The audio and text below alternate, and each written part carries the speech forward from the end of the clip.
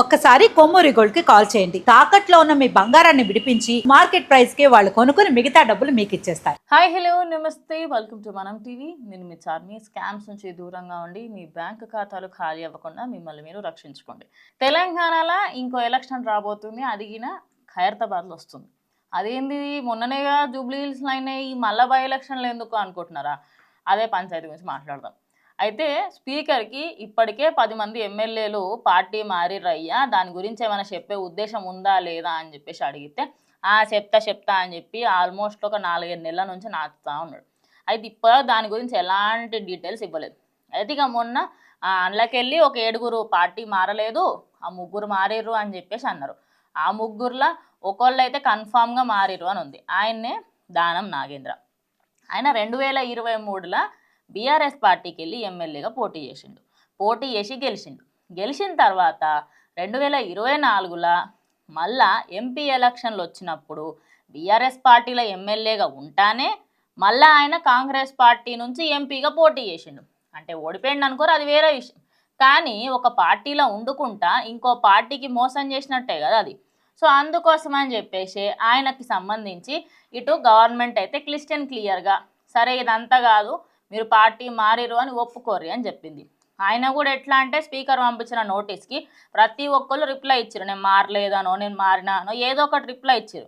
కానీ ఈయన మాత్రం దానికి సంబంధించి ఏమీ రిప్లై ఇవ్వలే. రిప్లై ఇవ్వకపోయేసరికంటే ఏమైంది, ఈయన ఖచ్చితంగా మారిండు అని చెప్పేసి అందరు కూడా ఫిక్స్ అయ్యారు. మరి ఇప్పుడు దానికి సంబంధించి బై ఎలక్షన్లు వస్తున్నాయి అని అంటున్నారు. మరి ఆ బై ఎలక్షన్ల గురించి కూడా మాట్లాడుకుందాం. సో ఇప్పుడు ఈ పంచాయతీ అంతా ఎప్పుడు స్టార్ట్ అయింది, ఈ బై ఎలక్షన్లు ఇదంతా ఈయన రిప్లై ఇవ్వకపోవడం. ఎందుకు రిప్లై ఇవ్వలేడంటే మరి ఎంపీగా పోటీ చేసి ఇండైరెక్ట్గా నేను బీఆర్ఎస్ వాడిని కాదు, నేను కాంగ్రెస్ వాడిని అని చెప్పుకున్నాడు. సరే ఆయన కాంగ్రెస్ వ్యక్తే. మరి ఇప్పుడు బై ఎలక్షన్ గిన అయితే అప్పుడు గిన ఆయన గెలిచే అవకాశం ఏమన్నా ఉంటుందా అంటే లేదనే చెప్పాలా. ఒకవేళ ఉందంటే ఉండొచ్చు, అంటే 50-50 ఉంది. దానికి గల కారణం కూడా చెప్తా. కానీ దానికన్నా ముందు జూబ్లీ హిల్స్లో మనకు ఎన్నికలు ఎందుకు వచ్చినాయి? ఒకళ్ళు చనిపోయారు కాబట్టి, ఆయన చనిపోయిన దానికి ఆ ప్లేస్లో భర్తీ చేయాలి కాబట్టి మళ్ళీ బై ఎలక్షన్ పెట్టిరు. బై ఎలక్షన్ పెడితే నవీన్ యాదవ్ గారు గెలిచిరు. సరే ఆయన గెలిచిన తర్వాత ఇప్పుడు జూబ్లీ హిల్స్ నియోజకవర్గానికి ఇటు ఖైరతాబాద్ నియోజకవర్గానికి అంటే తేడా పెద్దగా ఏముండదు. ఇక్కడ 2 పార్టీలు కొట్టుకున్నాయి. జూబ్లీ హిల్స్లో బీజేపీకి అంత ఖాస్గా మద్దతు అన్నట్టు ఏం లేకుండే. కానీ అటు బీఆర్ఎస్కి, బీజేపీకి, కాంగ్రెస్కి ఖైరతాబాద్లో గట్టి పోటీ ఉంటుంది. అంటే ఇవన్నీ కూడా కలిసి కొట్లాడతాయి అన్నమాట.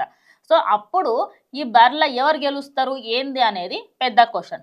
ఇంకోటి, మరి ఆయన బీఆర్ఎస్కి వెళ్ళి కాంగ్రెస్కి వచ్చిండు, మరి పార్టీ మారిన ఒక నాయకుడిని అక్కడ ఉన్న ప్రజలు నమ్ముతారా అనేది పెద్ద క్వశ్చన్. ఇంకోటి, ఇన్ కేసు నమ్మినా కూడా రేపటి రోజు మళ్ళీ బీఆర్ఎస్లోకి పోవడన్న గ్యారంటీ ఏంది అనేది కూడా ప్రజలలో ఒక డౌట్ ఉంటుంది. మరి డౌట్లన్నిటినీ పక్కకు పెట్టి ఇన్ కేసు బై ఎలక్షన్లు వస్తాయి, ఇన్ కేసు కాదు పక్కా వస్తాయి బై ఎలక్షన్లు, నో డౌట్ అందులో. మరి ఆ బై ఎలక్షన్లకు సంబంధించి గెలిచేది ఎవరు? బీజేపీయా, కాంగ్రెసా, బీఆర్ఎస్ఆ? మరి 3 పార్టీలు ఎట్లా కొట్లాడతాయి అనేది కూడా చూడాల్సి ఉంది.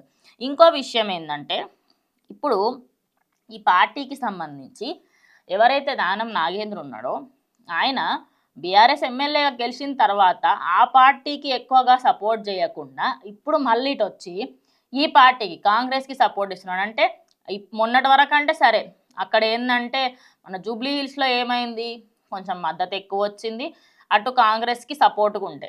మరి ఇప్పుడు ఇక్కడ సపోర్ట్గా ఉంటారా ఖైరతాబాద్ వాళ్ళు అంటే దాని మీద 50-50 క్వశ్చన్ ఉంది.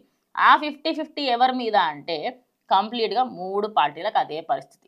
2 పార్టీలకే కాదు. ఎందుకంటే ప్రతి పార్టీకి సంబంధించి కాంగ్రెస్, బీజేపీ, బీఆర్ఎస్ ఈ 3 పార్టీలు గట్టిగా పోటీ ఇస్తాయి. ఇంకోటి, బీఆర్ఎస్కి ఎక్కువగా గెలిచే అవకాశం ఉంది అని కొంతమంది అంటారు. ఇంకొంతమంది ఏంటంటే బీజేపీ ఇప్పుడు అన్ని దగ్గరలలో వస్తుంది కదా అంటారు. కానీ ఎంత మాట్లాడుకున్నప్పటికీ కూడా బీఆర్ఎస్, బీజేపీ, కాంగ్రెస్ ఈ 3లో ఖచ్చితంగా బీఆర్ఎస్ వర్సెస్ కాంగ్రెస్ ఉంటుంది. ఎందుకంటే పాత ఎమ్మెల్యేలు, ఎంపీలు ఇట్లా తిరిగిన వాళ్ళు ఎక్కువ మంది ఉంటారు. ఇటు కాంగ్రెస్కి సంబంధించి ఆయన ముందు నుంచి అక్కడ ఉన్నాడు. నేను ఇప్పటి నుంచి పార్టీ మారను, నేను ఈ పార్టీకి స్టిక్ ఆన్ అయి ఉంటాను అంటే ఇంకేం చేస్తారు? ఏం చేయలేరు. ఖచ్చితంగా ఆయనకే ఓటేస్తారు కదా.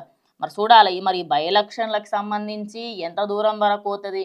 మరి మొన్న బై ఎలక్షన్లలో చూసుకుంటే పోటాపోటీ అన్నట్టు అన్నారు. మళ్ళీ లాస్ట్కి గట్టి ఓట్ల మెజారిటీతోని నవీన్ యాదవ్ గెలిచే.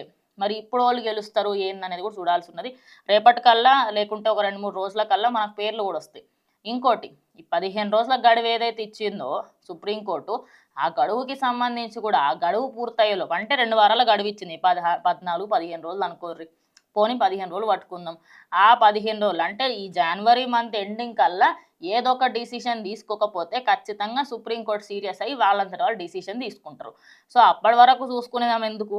ఖచ్చితంగా మన సైడ్ నుంచి మనం ఎలక్షన్లు వస్తాయి. మరి ప్రజలు ఇంకొక ఎలక్షన్కి కూడా రెడీగా ఉండాలా అని చెప్పేసి అయితే అందరూ మాట్లాడుకుంటారు. మరి మీరేమనుకుంటున్నారో ఖచ్చితంగా కమెంట్ చేయండి. ఇది ఇవాళ వీడియో. ఇంకో వీడియోతో మళ్ళీ కలుస్తాం.